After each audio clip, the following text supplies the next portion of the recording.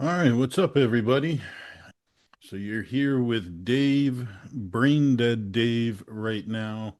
I am just back from the gym from leg day, from quad training, and I am beat and brain dead. I'm like 2.5 weeks out for my first show of the year right now, and I am definitely feeling it, pretty tired.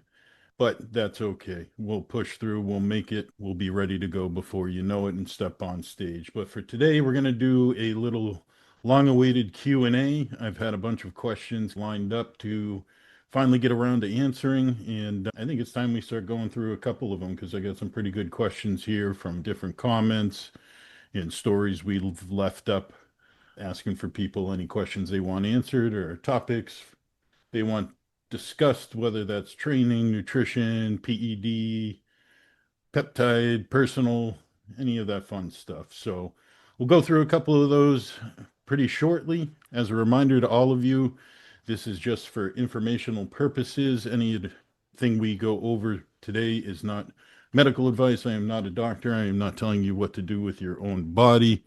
This is for entertainment and educational purposes only. So we will get to that Q&A right after this.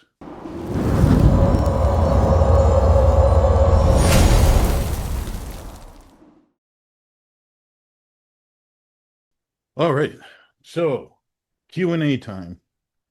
So let's take a look at what we got here. We'll just pick some of the more interesting questions and go from there and yeah, see what we've got here. So some of these are older questions, some of these are definitely newer. Just glad to get around to them and start answering a few. Let's see. First question is from Meal Prep Mike.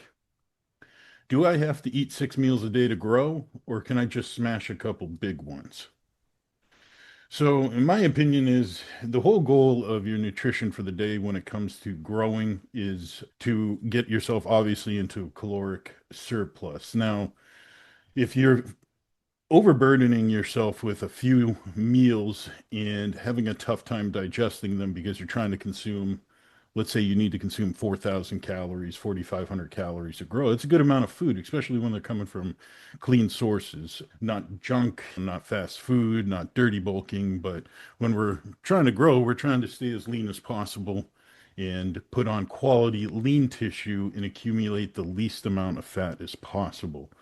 So obviously, cleaner food, as we like to say, is going to be the majority of your diet, other than a couple, maybe a cheat meal once a week or so, or maybe a snack here and there is definitely understandable in the off season. But the problem that I see with people that are, if they miss a meal, they'll pile 2 meals into one sitting, is digestibility. Now, that's something that when you're younger, you can just smash a lot of food, walk around distended, and it goes away after a while. But as you get older and you're doing this more and more, day after day, week after week, year after year as a bodybuilder, the last thing you want to do is constantly walk around with a distended gut or develop problems where you're not digesting your food properly. So, the advantage to having your meals spaced out and doing more frequent, smaller meals is they're easier to digest.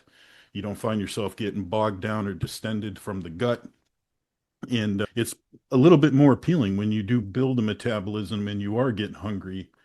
You are going to start to appreciate having a meal every few hours rather than trying to get 3 or 4 big meals down. And what happens is people get to the point where it's really difficult to get those big portions down. It's already tough doing 6 meals a day. Well, 4 meals a day, even bigger with clean food, is difficult as well. Can you grow by doing a couple big meals a day? Yeah, of course, but you're going to come into other problems that are going to interfere with your progress. And again, that's going to be digestibility.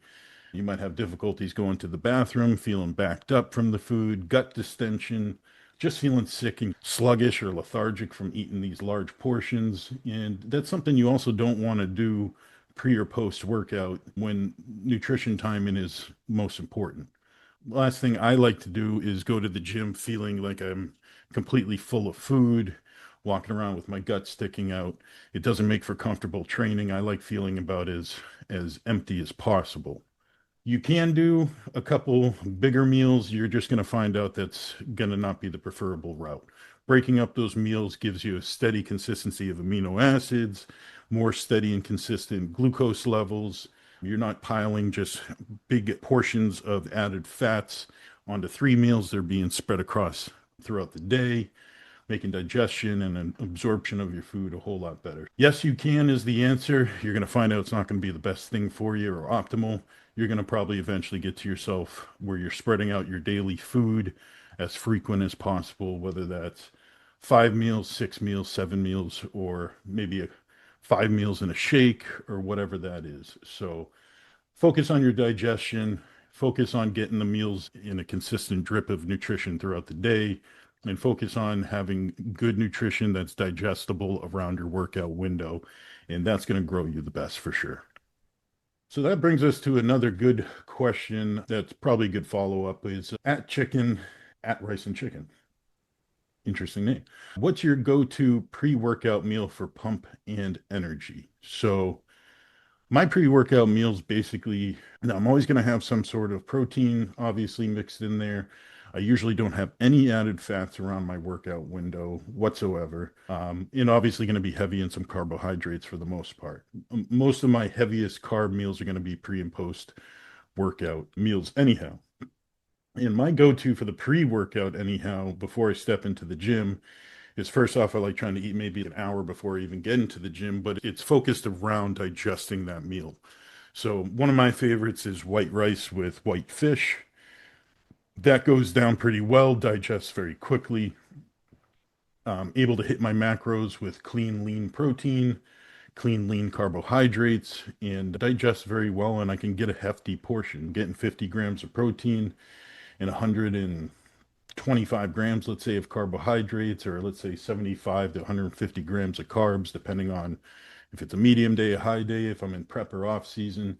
Either way, that's a very easily digestible meal for me. So my go-to is usually fish and white rice, or something that's just going to be really easily digestible, like cream of rice and maybe some whey isolate mixed into it. I have been doing a little bit of oats and cream of rice mixed together at the same time, and then adding some whey protein on top, or doing like a whey drip with a couple strawberries on top.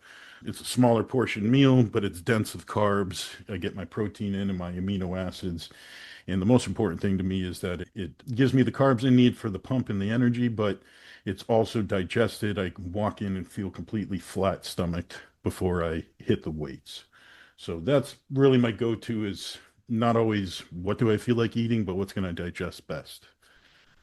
I hope that answers that question for you. So let's see. Next question is a PED slash peptide question from at Health Pump Pete. And his question is, do things like motzi and SS31 actually do anything noticeable, or are they overhyped? So I've tried both of those peptides. Both of them are somewhat similar in what they're going to do by increasing the function and efficiency of the mitochondria in production of ATP energy.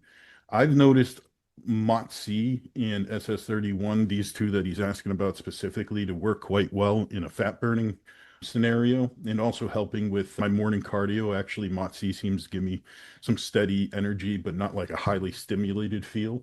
SS31, same things, definitely giving me some steady mental focus, a little bit more energy in the gym. I've taken motzi pre cardio in the morning, definitely noticed getting a little bit of a quicker sweat going. Feel like I'm burning a little bit more energy when I take that. And I have definitely noticed fat losses come at a greater and faster rate with motzi alone. That was one of the first peptides I've used in the mitochondrial world in the past, and then also introduced some SLU PP332, which I'm a huge fan of. I think works well. I think we're starting to come to find out that some of the microgram doses are a little low, and eventually some people are having to find themselves to get better results, or more efficient results, by titrating up to a couple milligram range. Is probably what we're going to start seeing out of people. SS31, I would take a dose in the morning, and same thing, it would help with some of my fat burning. I noticed a better sense of well-being. I noticed a little bit more energy and push on my fasted cardio. And I would take a second dose of SS31 pre-training at the end of the night in the evening. Give me a little bit more energy and fat burning potential in my prep. but not keeping me overstimulated so I couldn't sleep. I think that's been working quite well. And yeah, I do think that they're noticeably working. Now, are they overhyped in terms of results? I don't think so, but maybe cost. Some of these things can get a little pricey, so you have to evaluate how you want to spread your funds to have some assistance with some of these performance enhancing peptides or PEDs to help get the job done for whatever goal you have in front of you at the moment. Costs might be the only thing where maybe it's overpriced, depending on your source. But I do find them beneficial. I do find them to be somewhat safe from what we've noticed. At this point, time will tell. We'll have more studies done down the road, hopefully. But yeah, definitely find them beneficial. Next one is Bro Science from at Bro Science for Life. What's the dumbest? This is more of a fun question. What's the dumbest bro science thing you used to believe when you started training? What is the dumbest bro science thing? So I'm assuming something bro science that I found out not to be beneficial or just BS at the end of the day. One I would definitely say that I used to believe was more important than it really is, that anabolic window post training. Now, a lot of people used to preach about getting in a certain either post workout nutrition immediately after training. And you had this 1 hour window, you would train, you had an hour window, and that's the anabolic window to grow muscle. That's just BS. The reality is that after you're done training, your body's still in this kind of fight or flight mode. So it's in this mentality of protecting itself because it just went through a strenuous workout. And sometimes people aren't that hungry immediately after training. I actually found that going home after my training, let's say taking a shower, doing a quick chore, and maybe by the time I finish training, by the time I start maybe cooking or eating my meal, is maybe an hour to hour and a half later on after training. And what happens is I've calmed down, I've had a shower, I've relaxed, I feel more calm and ready to relax and put my feet up. And my body's kind of at that point where it just wants to recover and get some food in. So I started going off of my body's feedback. So I would definitely come home, since I'm not quite hungry. I just trained real hard, still got a headache, whatever, still tired, still catching my breath and getting my wits under me. But after I would take my shower and just relax, I would start noticing that my hunger would kick up and I would be ready to relax, and my body would shift over again into that rest and recovery mode. And that's when I would introduce the food. Maybe between training and that meal, you could have a protein shake and a little bit of light carbs from a rice cake or two or whatnot to hold you over if you're truly concerned about this workout window, excuse me, anabolic window. But it's not true. As long as you're getting a consistent, steady drip all day of feeding yourself those essential essential amino acids and your proteins and your essential fatty acids, and you've got some glucose pumping through your blood, and you have all the nutrients you need. You step into the gym, you got this nutrient rich blood, and you start pumping the weights, you start tearing down some muscle, you start building a pump and circulating all that nutrient rich food. That's where you're providing the sustenance your body needs to recover. And it's not all about that 1 hour post workout anabolic window. That is just BS. That's total bro science. So I actually suggest that maybe right after your training, if you can stomach a little bit of something for food, maybe even if it's 20 grams of protein, a half a scoop of protein, and a rice cake or two, and that holds you over till your post workout meal, that might be the wise thing to do, and allow your body to talk to you. Go home, take a shower, put your feet up for a minute, and get ready to allow your body to want to consume that food and not feel like you're forcing again. Yeah, I think that bro science, that anabolic window part's a little bit BS. Next question is from at Stacked Steve. If you could pick only three supplements for the rest of your career, which ones would you pick?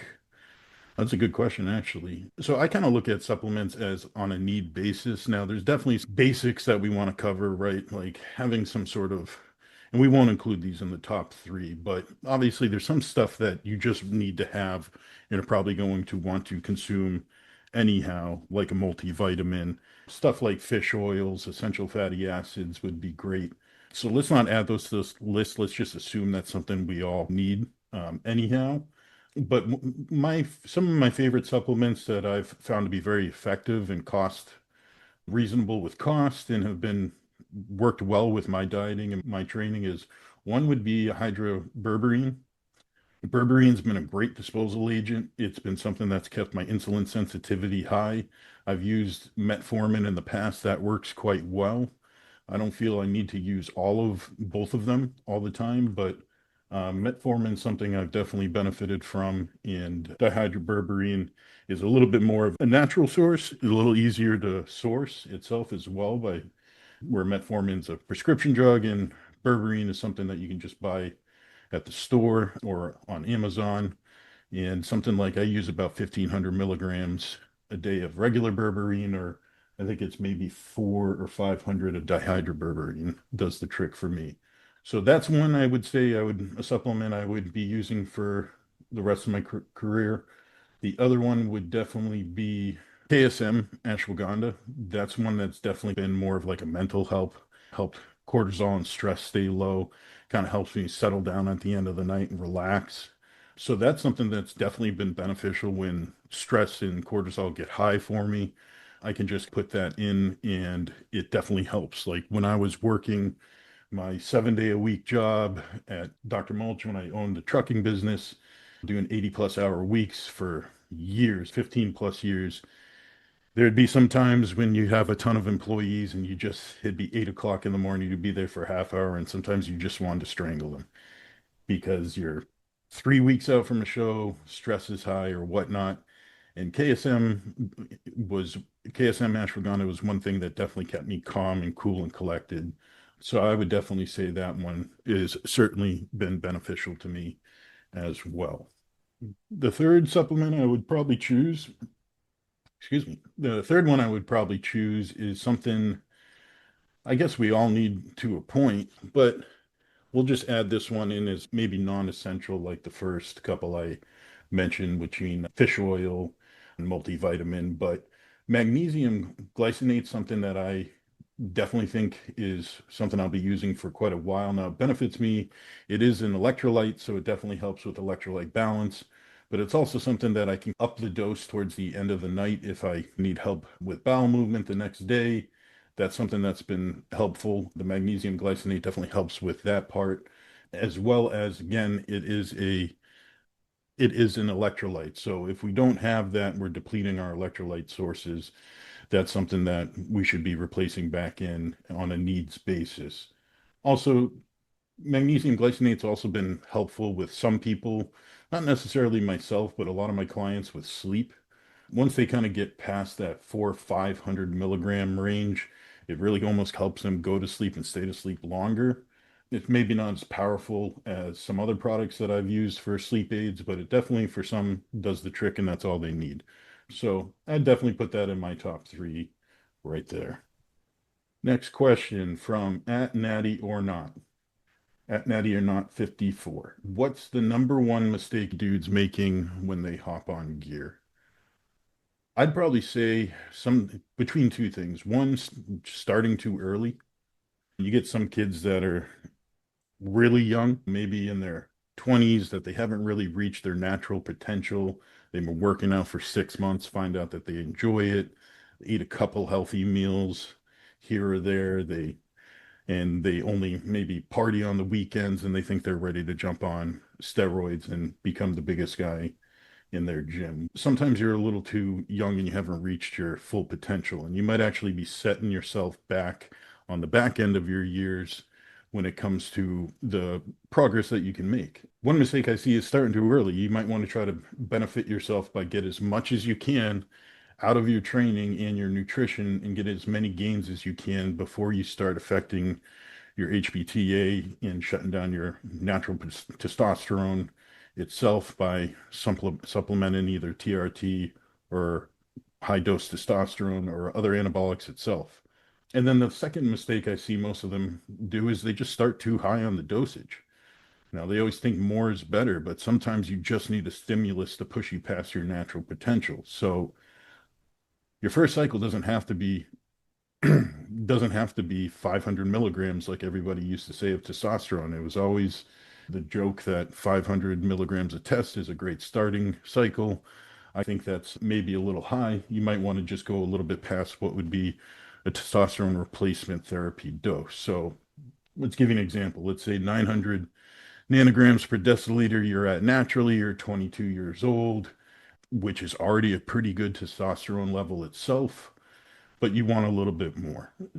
Maybe starting yourself off at 250 milligrams should get you past the 900 nanogram per deciliter of testosterone. Test it, test yourself after, get your blood work done after a few months and see what your levels are, see what your estrogen is, see what your health markers are, see how that low dose is treating you. A lot of guys, they'll start too high of their dose and they just run into some gains, but they run into a lot more side effects.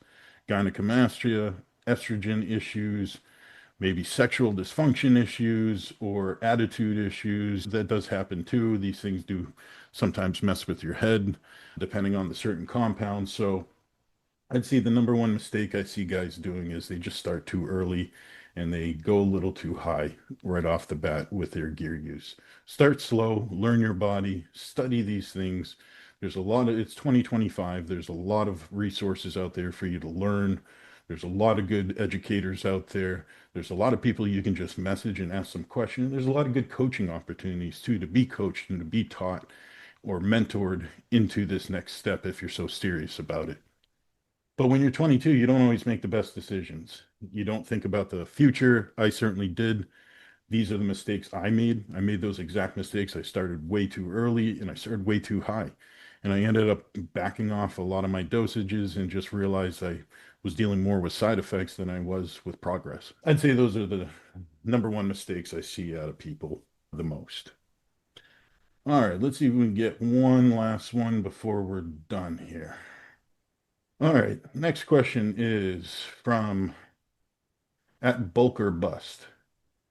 What's your opinion on doing cardio during a bulk? Does it kill gains or help keep fat in check? I am a fan of cardio being plugged into people's off seasons, into their growing phases or bulks, whatever you want to call it, your improvement time. Now, it does a couple different things. Yeah, of course, you're in a position when you're trying to bulk, you're trying to be again at a caloric surplus so you can actually grow.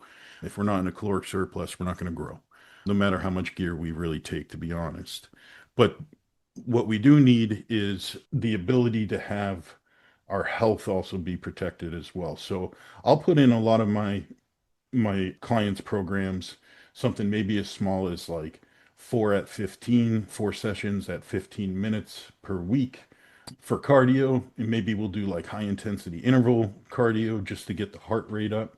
A lesson I did learn from a friend of mine, Justin Harris from Troponin Nutrition, Troponin Coaching, is having cardio in place in the off season is important for your actual training performance too.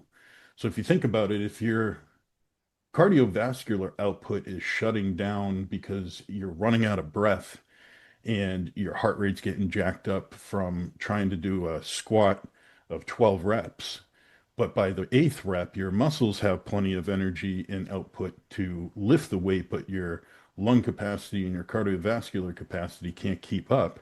That's no good. Now you've just basically shut down that exercise 4 or 5 reps from your goal, and your heart can't, your cardiovascular can't, performance can't keep up with your muscular performance. And how are you going to grow in that scenario?